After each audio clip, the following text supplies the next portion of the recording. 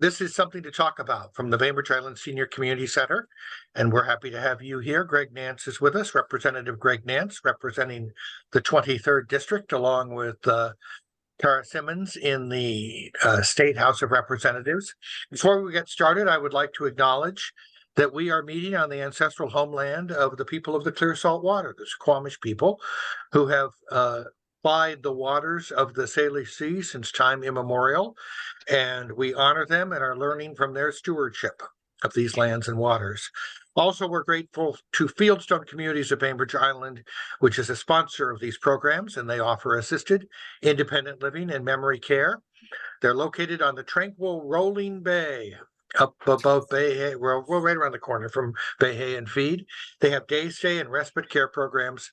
If you'd like to learn more, stop by for a tour or call 206-594-1010 or check out the website at fieldstonecommunities.com or email ashleyc@fieldstonecommunities.com.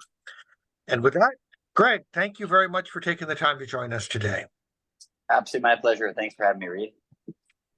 So we had a little musical chairs in our representatives and our elected representatives. Christine Rolfus decided to step down as state senator, and as a result, that happened when she became our county commissioner. When our one of our county commissioners left to take another job, and then I guess that Drew Hansen, who was a state representative, took Christine's spot, asked to do so, and the Democrats ceded. And you were one of the applicants for Drew's representative slot. So you've been on the job how long?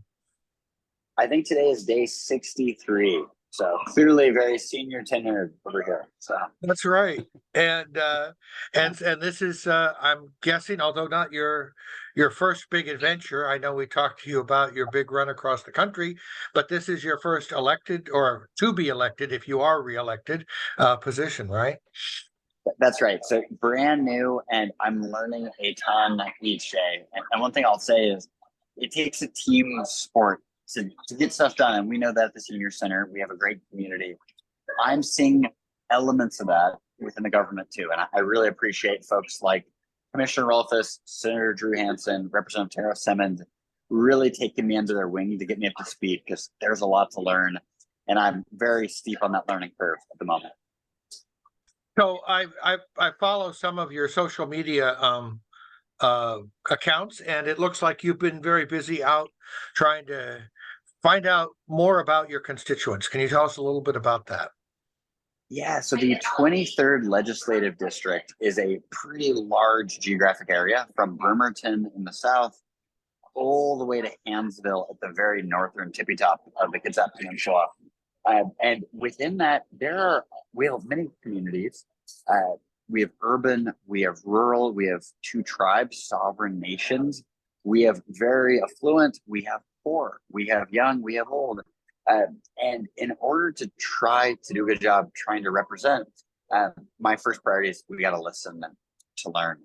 And I got to meet as many neighbors from as many communities as I can to get a feel of what are core issues. And then once we have a sense of the challenges and the problems, then we can start working at solutions and resources and funding, which is a core job of the legislature, to figure out where do we invest. And it's been very fruitful. I also realize I've learned a lot, but I have so much more to go. And so y'all will still be seeing me out pounding the pavement, trying to learn as much as I can. I'm wondering about some of the priorities that or things that have floated into your consciousness that maybe you didn't expect or that you've learned. I know you've lived here in the 23rd District, but now you're looking at it in a different way. Yeah, one of the things that's most kind of shocked me to read, and the thing that's been keeping me up at night, is learning that there are 200 students in Bremerton who will not sleep in a bed tonight. They will be at a shelter, they'll be on a couch, they'll be in a car, they'll be in a tent in the woods somewhere.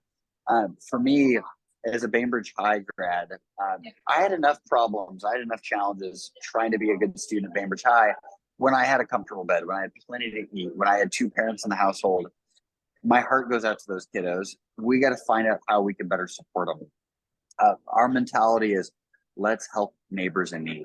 And I've been hearing elements of that from every corner of the peninsula. Homelessness is a big challenge. Affordable housing is a big challenge. Keeping a clean environment that honors the cultural heritage of our salmon, our ecology, and our clean air and clean water. Those are big challenges for many of us. Supporting small businesses and really the local feel and local culture that makes our community so wonderful. And then multi-generation connection, not only for stronger, more robust activity, but also better mental health across our community. And really investing in the folks doing the work, because it takes a village. We have a great one. We got to keep investing in our people too. I do know that I work closely with Courtney at Bainbridge Youth Services, and I know that they provide a lot of services for mental health support for students, both on Bainbridge and also I think in North Kitsap beyond the bridge. And one of the things that she has talked about is the challenge that there's only so far that sort of a one-on-one counselor can go, especially given that many of these kids are well, I guess they're they might be meeting with a counselor without the awareness of their parents. Mm. And the challenge of like the next level, that once we get beyond sort of what Bainbridge Youth Services can do, there are gaps in our mental health support in this county. And it sounds like you were mentioning that you found that to be true. Totally. And there are many gaps, and it's for young, it's youth, it's seniors, it's nurses, it's teachers, it's veterans and first responders. We have a critical care shortage here in Kitsap, which that's true all across the state, all across the country. Part of that is that there's residual trauma. It's really difficult to be a caregiver, to be a provider, to be a teacher, to be a nurse, to be a doctor, a technician. We have to better support the folks giving the care, in part to keep a strong workforce, and then in part so that these folks have long, prosperous, happy careers of doing good. And so, yeah, there are many gaps. We don't have enough facilities. We don't have enough counselors or therapists. We don't have enough wraparound services in our schools. And these are all places where I think the state, in partnership with the federal government and then local leaders, can really be investing to help drive its solutions. Oh, you've met with some of those local leaders. Do you find that there's support in the nonprofit and business communities as well as in city governments that you might be able to partner? Yes, massively. And I'll tell you a story. So I was at Poulsbo City Council earlier in the week, just hearing kind of the good work that's going on in Poulsbo. There are a couple groundbreaking partnerships that are happening right now. Poulsbo Fire Cares is a partnership between the fire department, social workers, and then the city, so that folks that use 911 as kind of their primary health care. And there are hundreds and hundreds of our neighbors that call 911 to basically try to connect with medical services. Non-emergency, just I'm feeling lonely, I'm feeling depressed, I'm dealing with an addiction issue. And Poulsbo Fire Cares is trying to proactively connect these folks to the referrals, to the education services that can actually help them with the therapy they need, the addiction clinician, or the rehabilitation that they require. And it's all of that is not only the right thing to do to help a human who needs our help, a neighbor in need. It also is huge. It's a big cost saver for taxpayers, and the numbers vary a little bit. But instead of taking someone to the ER to get them seen by a medical professional, actually connecting them to a person who can solve their problem, it saves taxpayers thousands and thousands of dollars as well. So programs like Poulsbo Fire Cares that begin in one fire department with one city council have now been spread across the county, with Central Kitsap Fire, now South Kitsap Fire, already talking to Bremerton, into North Kitsap now to expand further. So that's our mentality, is there's a lot of great work happening right here in Kitsap. Let's help spread the word that we can help more folks that need it. I have a question that was mailed into me when I mentioned to the senior center community that we were going to be talking with you. Somebody had a question about your sort of how the challenges that come with climate change are affecting. I mean, we have a lot of shoreline. Yes. We have new risks of wildfires. Have you run into or talked to people about preparing and responding to adapting to climate challenges? Yeah, great question. So we have a unique set of challenges here with all the shoreline, with a lot of timberland that is ripe for wildfire. And then we have a series of aquifers that are heavily taxed by each of us taking a shower, drinking water each and every day. And the result of that is we have big challenges. We need to be mindful of it, be investing now. Part of our philosophy is to take take the long view, a 7-generation approach where the decisions that we make today, they're not only impacting us today in November 2023, they're going to be impacting our grandchildren, our great grandchildren. And so let's be thoughtful about that. And so whenever we can, take that long view. Part of how I'm aiming to work at that is actually through my work on the K-12 education committee, where what we teach our children is massively important for how we actually deal with the climate crisis and how we build adaptations. And so the more that we can actually teach young people about both here are challenges that we face, and here's the role that you, a 3rd grader or a 10th grader or a 1st grader, can play. And part of that is little shoreline cleanups. Part of that is doing science projects outside in the forest, measuring trees or water quality, doing challenges to shorten the duration of your shower or bath, doing a challenge to keep our water clean. All of these elements create a consciousness with our young people that they can be part of the solution, and they must be part of the solution. And that's when I talk about 7 generations, how I think we can approach this in a thoughtful manner, along with, of course, public works and our public utilities district. We have wonderful leaders like Debbie Lester, one of our PUD commissioners, who is extremely thoughtful when we talk about stormwater reclamation and aquifer recharge, and even how do we get broadband to more households so that we don't have to clear cut as much forest. We can do it more seamlessly and environmentally consciously. So a lot of challenges, Reed, as you're well aware, but we've got, I think, really good folks asking the right questions, proposing the right solutions too. 7 generations, that does not always align with legislative sessions. Yeah, truly. And that is one challenge here, is keeping that long view. So let's see, the next session, I guess, is starting in January. It sounds like you have committee assignments. That is right. So yeah, K-12 education, higher ed workforce, and then transportation. And so I know a lot of folks tuning in have experienced our ferry delays and cancellations. That is going to be a core focus of mine as a member of the Transportation Committee and the Ferry Caucus. We've got to make real progress there. Our neighbors are counting on it. Yeah, so the situation with the ferries has been a frustrating one, a combination of as they say, a perfect storm of difficulties with the workforce. We don't have trained folks. We have people who are retiring that are my age or thereabouts, and the challenge of getting new people on board.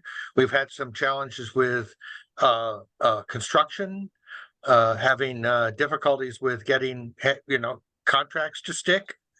There's a lot there. And having gone to Bainbridge High, how critical that piece of the state highway system is.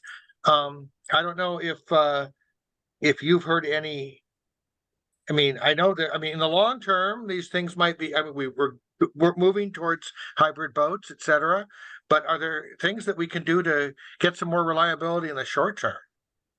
Yeah, well said, Reed. So one thing I've learned from the travels around the district, Bainbridge Island, the ferries have been very unreliable for us. They've been even worse for neighbors in Kingston, neighbors in Bremerton, neighbors across the state. So this is not just a Bainbridge deal. This is all of us. These are vital marine highways, and we need to invest in them as if they're vital marine highways. I think for generations we've underinvested, and now it's come home to roost on us with this perfect storm landing. To your question, there's a lot that we could be doing right now. Some of it takes a long time to see results. Others, I think, can be a little bit more quickly. Let's start on the people side of the house. So we have all these retirements coming through. I've met now with dozens of frontline WSF staff. A question I like to ask is, who are your best colleagues? Who are the folks that do a great job for us? Because I want to recruit more of them. The answer is folks transitioning out of law enforcement and out of our military service, particularly Navy. And how come it's hard to recruit folks out of, particularly the Navy? Well, part of it, you can spend years overseas as a deckhand, as a technician, as an engine operator, doing great honorable service for our nation, keeping us safe. And then WSF wants to start you off at zero, start you off from the very bottom. That doesn't sit right with someone who spent 10 or 15 years at sea. And now, someone who's been in the job 2 months is higher up on the pay grade here. We need to work at that. And I know there's federal issues at play, state issues at play, union issues at play. I want to have a seat at that table representing for Kitsap that we need to drop our divisions here and actually come up with a solution that honors the brave service and helps us have a professional team here that learns from this, seniority and all of this mileage and nautical miles at sea. That's one place we got to work at. We got to work at it now because we need solutions. Second, we now have launched a Seattle Maritime Academy and up in Port Townsend as well. We need one right here in Kitsap as well. We've got to be training high schoolers and those that want reentry training for maritime careers. And there's a lot of great maritime careers up on deck, down below. You can earn a great living.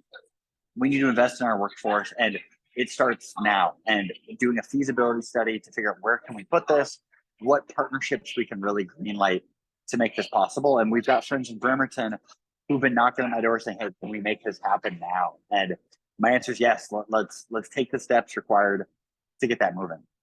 So on the people side, there's a couple low hanging fruits that will take a little bit of time, but let's at least get started in earnest.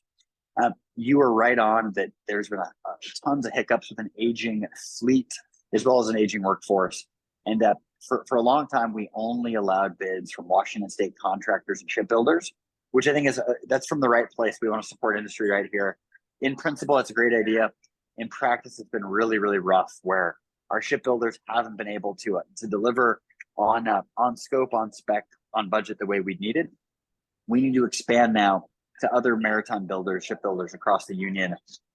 Louisiana is going to put in some strong bids for us. And as long as we are honoring the labor protections that we have up here and the environmental protections, I'm all for it because we need to solve this problem yesterday. And getting federal help, and by contracting outside Washington, I think we're going to be eligible for a lot more federal dollars. That is my message. Beat the drum. We need federal infrastructure dollars through the Inflation Reduction Act, through the Climate Commitment Act, and through the Puget Sound SOS Act. Let's get those dollars on board and begin building the vessels of tomorrow. And we need a bunch of them because we're down to 14 out of 21. We got to get back up to fully 21. You mentioned something about a study going on. I guess that was about the workforce, maybe waivers, sort of like a Teach America program for the maritime. What is that study? Is that ongoing, or is that something you're looking to try to start? Looking to build out where, Port Townsend and Seattle both have maritime academies.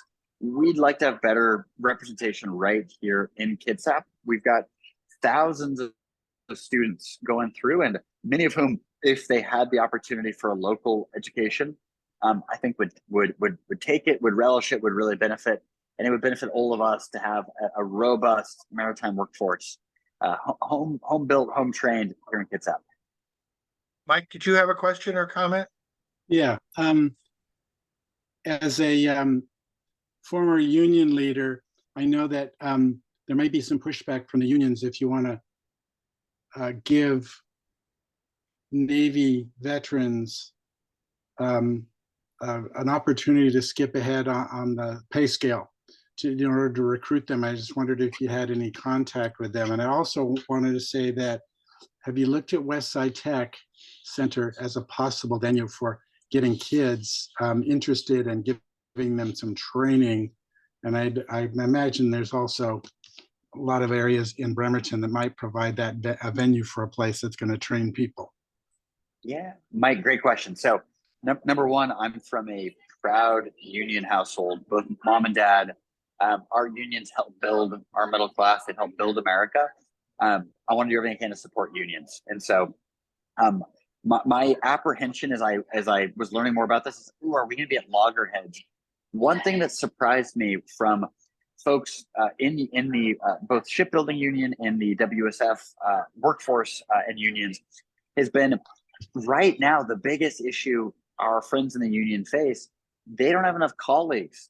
They are now getting called off on call all across the sound trying to fill in. They're having to do overtime, which at first sounds good, but then it becomes way too much. They're feeling burned out. They're feeling under supported. And so my question to this front line was, hey, I know there's work rules and union rules, how much of a concern is that? And they're saying, look, we want to be a good partner in all of this because we can't do this alone. And so my hope is that around the table with leadership from our naval command, from the congressional staffs, from the union, and at the state level, we would find a lot more common ground than you might anticipate. Because right now we're not able to support our workforce fully because we don't have enough good folks that are trained and doing the job. And so I want to be there to help find common ground. And I have a feeling we're going to find more of it than we anticipate. So that's my hope.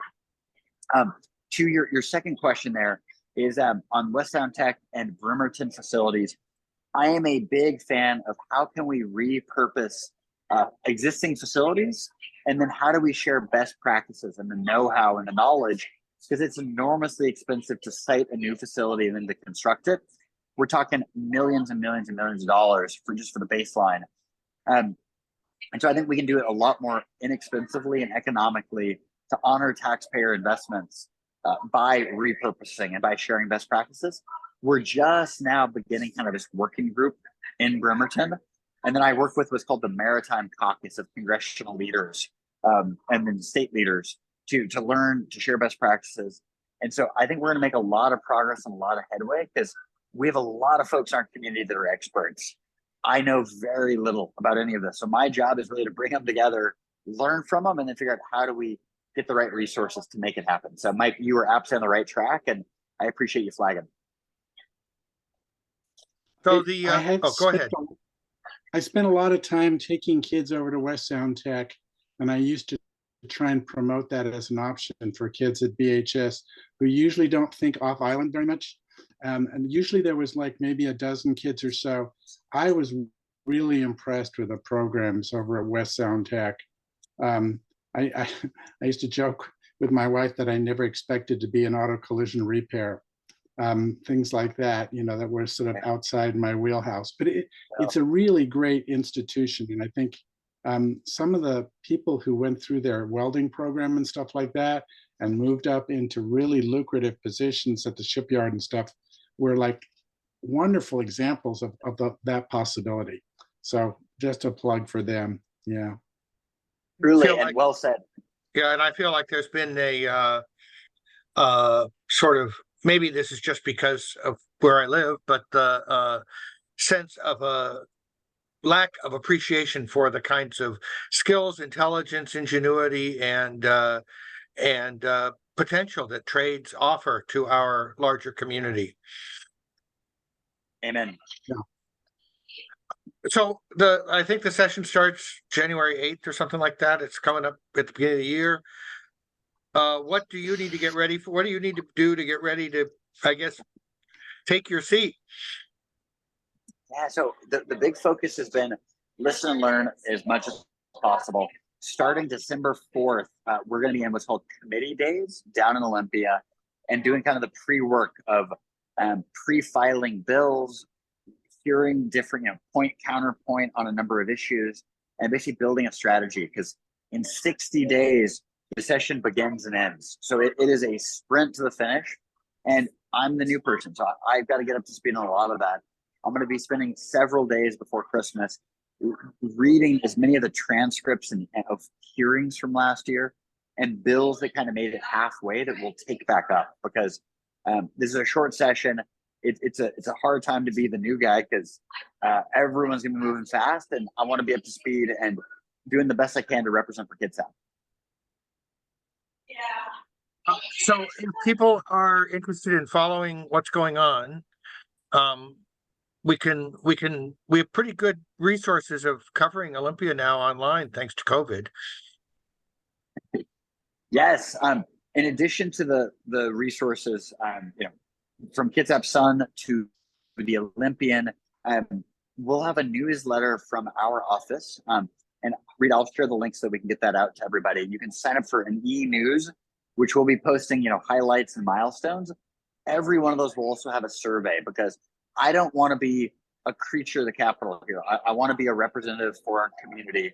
And in order to do that, I want to hear from you. And so we'll have a survey literally in each of these e-news blasts where I want to hear from you what's important to you, how you're looking at issues, how you're prioritizing, and how you're thinking through these trade-offs, because there are a lot of trade-offs that we're going to be facing. And then I'm also going to be sharing kind of days in the life on Instagram and on social media as well. And so I can share that. Greg runs FAR, where, if you want to get more of a personal feel of what's it all like down here, and then how do you actually go about doing kind of the work behind the scenes. I want to share a little bit of that too, because too often our government feels way far away. We're 3,000 miles from DC. I want Olympia to feel a lot closer at hand. And I want everyone listening, you have an open invitation to see your government in action. Come on down. I would love to see you. You don't even need an appointment. Come have a cup of coffee. Come take a look at what we're up to, what we're debating, what we're discussing. And I would love to see you and your family down in the Capitol taking part and hearing from you what's important. We have an open door policy and would genuinely love to see you in the Capitol. And I also want to add that you can follow the track of bills and file comments. Check out leg.wa.gov as the legislative session gets underway. 60 days will be by whip, just before you know it. Yep. And do you want to share your email or contact? How's the best way to reach out to you? Yes, the best way to reach me and our team is email. My email is my name, Greg, Greg .Nance, Nance, @leg.wa.gov. And we will get back to you in 24 hours. So please reach out. Whatever's on your mind, we would love to hear from you. It helps us do our job. So please do reach out and do pay us a visit too. Thank you for this time. I really appreciate it. And if people are watching this I have one final comment. Yes, Mike. As a member of the Queer Elders family group at the Senior Center, I just wanted to say thank you, Greg, because we got reacquainted at Paulsville Pride, and then you and Ashley dropped by the Queer Bingo thing recently, and it was great to see you in both locations and to know that we have those connections that we can work on. Hey, absolutely. And I so appreciate your leadership, Mike and Reed, and all that y'all are doing to build it. We have a great city council here. We've got a great community. It's going to take every one of us. I love the Senior Center just being such a core node and all of that goodness. And you'll be seeing more of me, because I love events. I love getting together, love building community. And just thank you both. Thank you to folks tuning in for all you're contributing to. Yeah, our name is the Senior Community Center. Community is our middle name. I love it. Yes. And that's all. On that. I'm sorry, what, Mike? I said I have to work on that. The correct word order there.